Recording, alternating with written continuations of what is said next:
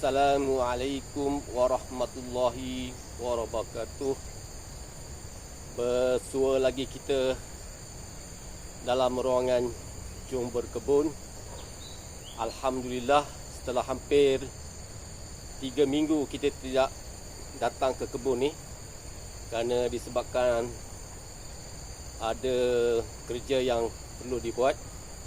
Akhirnya hari ini dengan hari puasa yang ke-8 kita datang ke kebun. Alhamdulillah. Okey sahabat, tanpa membuang masa, kita teruskan. Mungkin hari ini kita nak meracun di sekitar pokok. Mungkin kita akan meracun di kawasan bawah ni, agak semak sana. Okey sahabat, jom semangat. Kita akan meracun di kawasan bawah ni sebab agak lama kita tak meracun.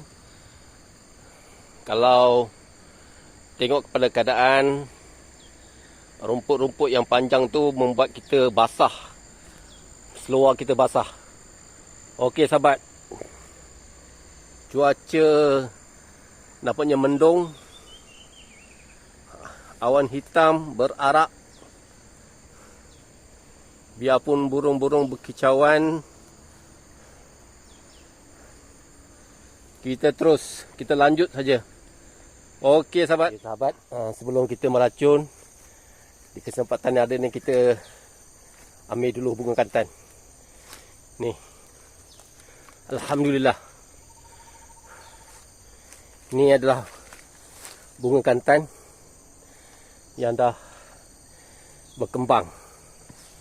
Okey sahabat, kita teruskan. Okey sahabat, kita dah ready untuk racun. Ini adalah pam racun. Kita tak tapis dia. Tapis dengan kain biru supaya habuk tak masuk.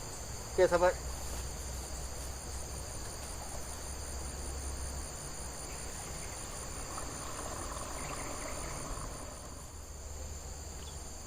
Okey sahabat, ini racun.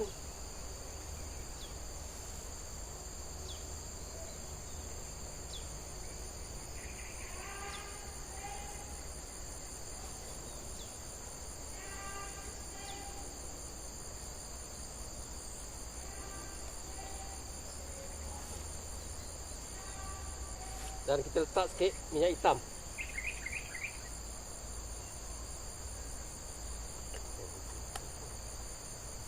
Sahabat, kita campur sikit dengan minyak hitam bagi racun ni power sikit. Lepas tu dia rumput lambat tumbuh.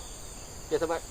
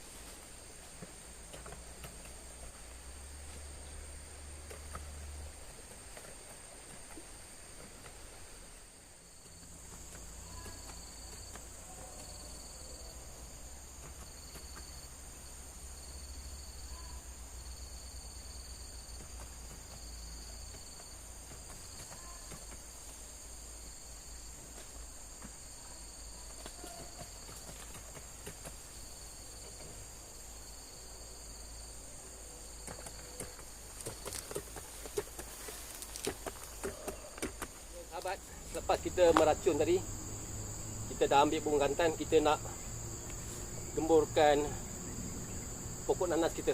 Dah lama dah kita tak gembur pokok nanas kita. Okey sahabat, jom.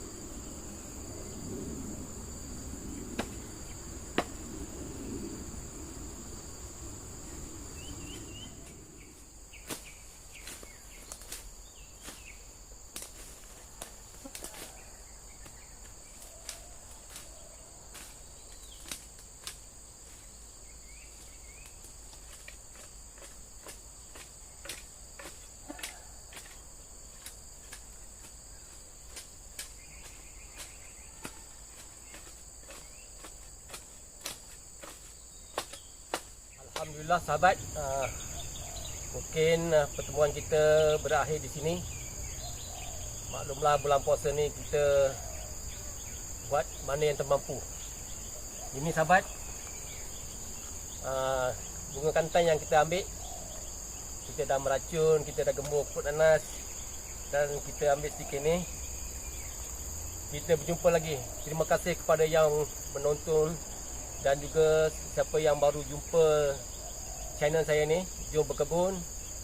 Tolong subscribe, like, komen dan share. Okey sahabat, terima kasih semua. Kita jumpa lagi. Wassalamualaikum warahmatullahi wabarakatuh. Semangat. Jom demo ke kebun.